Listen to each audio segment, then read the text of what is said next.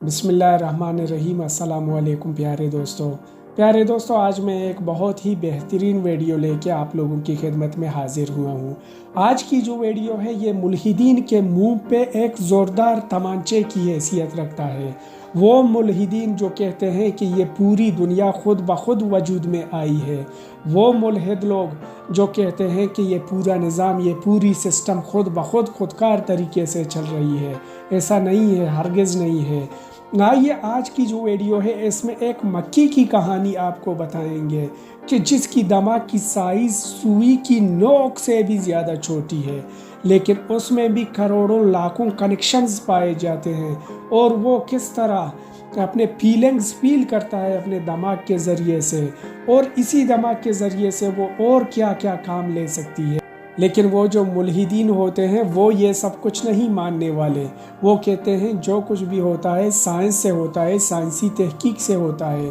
لیکن ان بھائیوں کو یہ سمجھنا چاہیے کہ یہ جو سارا نظام ہے یہ کس طرح چل رہا ہے۔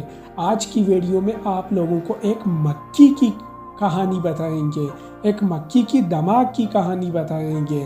ہم اور آپ انسان، ہمارے اندر اتنا بڑا برین ہے، ہمارے اندر اتنا بڑا دماغ ہے، اس میں کیا کیا ہوں گے، اور اس کی کتنے کروڑوں لاکھوں گنا سیلز ہوں گے، اس کے لاکھوں کروڑوں کنیکشنز ہوں گے۔ یہ کیسے خود بخود چل رہے ہوتے ہیں؟ نہیں، یہ خود بخود نہیں چل رہے ہوتے ہیں، بلکہ ان کو ایک چلانے والی عظیم ہستی ہوتی ہے کہ جسے ہم کہتے ہیں اللہ تعالیٰ۔ یہ ساری اللہ تعالیٰ کی قدرت کی شاہکاریاں ہیں۔ آئیے آج کی ویڈیو دیکھتے ہیں۔ اس پہ آپ لوگوں سے میں گزارش کرتا ہوں کہ اپنی کمنٹس، اپنی رائے ضرور دے دیا کریں۔ تو چلیے آئیے ویڈیو کی جانب بڑھ کے ویڈیو کا باقاعدگی سے آغاز کرتے ہیں۔ جانتے ہیں انسانوں کی ہی طرح مکھیوں کا نر مادہ کا دل جیتنے کے لیے پیار بھرے گیت بھی گا سکتا ہے۔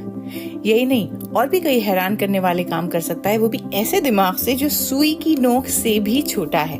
اس چھوٹی سی مکھی کے دماغ سے سائنسدانوں کو ایسے راز پتا چلے ہیں کہ وہ حیران رہ گئے۔ یہی حیران کن راز BBC ریڈز کی اس قسط میں آج آپ کے ساتھ ہم شیئر کرنے جا رہے ہیں۔ میں ہوں سمرہ فاطمہ،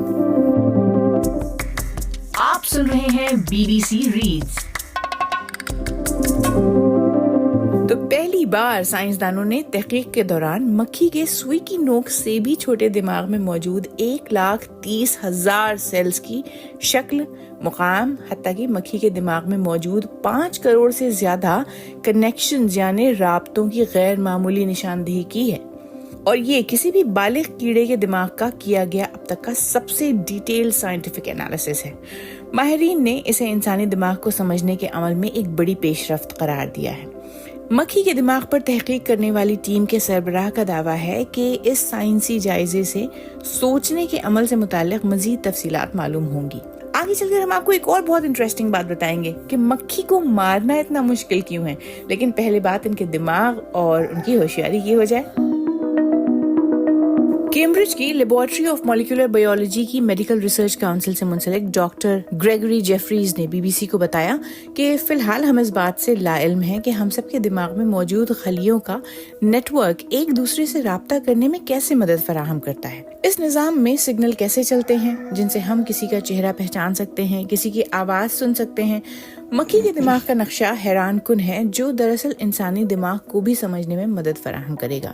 انسانی دماغ میں موجود سیلز یعنی خلیوں کو نیورونز کہا جاتا ہے۔ یاد رہے کہ انسانی دماغ میں نیورون کی تعداد مکھی کے دماغ میں موجود سیل سے کہیں زیادہ ہے۔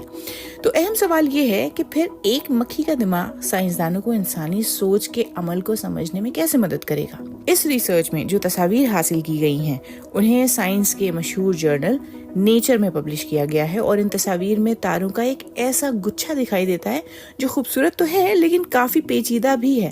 لیکن ایک اتنا چھوٹا سا عضو اتنے طاقتور کمپیوٹیشنل کام کیسے سر انجام دیتا ہے؟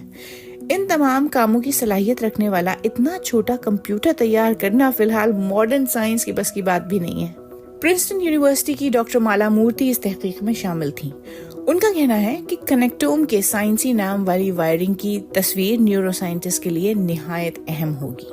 آگے آپ کو یہ بھی بتائیں گے کہ یہ تاریں کیسے کیسے جڑی ہیں اور کس تار کی کنیکشن کیا کام کرتی ہے۔ ڈاکٹر مورتی کہتی ہیں، ہم امید کرتے ہیں کہ مستقبل میں یہ ممکن ہو سکے گا کہ ہم موازنہ کر سکیں کہ ہمارے دماغ میں جب کچھ خراب ہو جاتا ہے تو کیا ہوتا ہے۔ اب آپ کو ان تاروں کی کنیکشن اور ان کے کام کے بارے میں بتاتے ہیں۔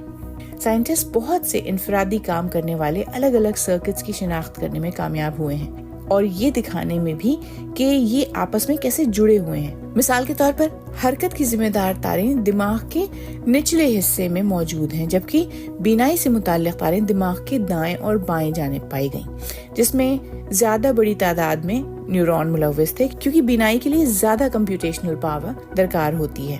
سائنسدان یہ بات تو پہلے سے ہی جانتے تھے کہ سرکٹ الگ الگ ہوتے ہیں، لیکن اس بات سے لا علم تھے کہ ان کا آپس میں رابطہ کیسے ہوتا ہے۔ ایک اور انٹرسٹنگ سوال جس کا میں نے شروع میں ذکر کیا تھا کہ مکھی مارنا اتنا مشکل کیوں ہوتا ہے؟ ہمارے مارنے سے پہلے وہ اڑ کیسے جاتی ہے؟ یہ معلوم ہوا کہ اگر اخبار یا کسی چیز کی مدد سے مکھی کو مارنے کی کوشش کی جائے تو مکھی کے دماغ میں موجود بینائی کے کنیکشن فوراً اس حرکت سے متعلق سگنل مکھی کے پیروں تک بھیجتے ہیں اور وہ اڑ جاتی ہے۔ لیکن زیادہ اہم بات یہ ہے کہ اس ممکنہ جان لیوا حملے کے اراؤنڈ ایک زیادہ طاقتور سگنل مکھی کی ان ٹانگوں کو جاتا ہے جن کا رخ اخبار یا ہتھیار کی دوسری سمت میں ہوتا ہے، اور یہ سگنل چھلانگ لگانے کا ہوتا ہے۔ تو کہا جا سکتا ہے کہ مکھی کو چھلانگ لگانے کے لیے سوچنے کی بھی ضرورت نہیں پڑتی، یعنی سوچ کی رفتار سے بھی تیز سگنلز ان تک پہنچ جاتے ہیں۔ یہ تصاویر ایک مکھی کے دماغ کو کھول کر بنائی گئی ہیں اور اس عمل کے دوران دماغ کے تقریباً 70,000 ٹکڑے کیے گئے ہیں اور ہر ٹکڑے کی الگ الگ تصویر بنائی گئی جنہیں بعد میں ڈیجیٹل طریقے سے جوڑا گیا۔ پرنسٹن یونیورسٹی کی ٹیم نے بعد میں AI یعنی آرٹیفیشل انٹیلیجنس کا استعمال کیا اور تمام نیورونز کے کنیکشنز کو جانچا، لیکن مصنوعی ذہانت کے باوجود سائنسدانوں کو 30 لاکھ غلطیوں کا سامنا ہوا جنہیں بعد ازاں ہاتھ سے درست کیا گیا، لیکن ابھی بھی کام ادھورا تھا۔ ڈاکٹر فلپ شلیگل کہتے ہیں، مکھی کے دماغ کا نقشہ بے معنی تھا جب تک ہر تار کا مقصد واضح نہ ہو جائے۔ انہوں نے مزید کہا کہ یہ ڈیٹا گوگل میپ کی طرح کا تھا، لیکن دماغ کے معاملے میں نیورونز کے بیچ رابطے تلاش کرنا ایسا ہی ہے کہ ہم جانیں کہ کسی گلی یا عمارت کے قریب کیا ہے۔ دیکھیے، انسانی دماغ مکھی کے دماغ سے بہت زیادہ بڑا ہوتا ہے اور اب تک اس کی وائرنگ کے بارے میں تمام معلومات حاصل کرنے کی ٹیکنالوجی سائنسدانوں کے پاس موجود نہیں ہے، لیکن ریسرچرز کا خیال ہے کہ 30 سال میں شاید انسانی کنیکٹوم یا نقشہ بنانا ممکن ہو جائے۔ تو میرے پیارے محترم ناظرین، یہ تھا ہمارا آج کا ویڈیو۔ آج کی ویڈیو دیکھ کے ایک حدیث بھی یاد آتا ہے ہمیں۔ حدیث یہ ہے کہ آپ لوگوں کی یہ جو دنیا ہے اس کی حیثیت ایک مچھر کی پر کے برابر بھی نہیں ہے۔ تو میرے پیارے محترم، یہ جہان جس میں ہم بستے ہیں، ہم رہتے ہیں، خدا کی پوری بڑی کائنات میں، اتنی بڑی وسیع و عریض پھیلی ہوئی کائنات میں ہماری حیثیت کچھ بھی نہیں ہے۔ ہمیں اپنے اللہ تعالیٰ کو یاد کرنا چاہیے، ہمیں اپنے اللہ تعالیٰ کو منانا چاہیے، اور ان ملحدین کے لیے ہمیں یہ دعا کرنا چاہیے کہ میرے پیارے بھائیوں، یہ دنیا خودکار نظام سے، خودکار طریقے سے نہیں چل رہی، بلکہ اسے کوئی چلا رہا ہے۔ تو ملتے ہیں اگلے ویڈیو کے ساتھ، تب تک کے لیے اجازت دیجیے۔ اللہ حافظ۔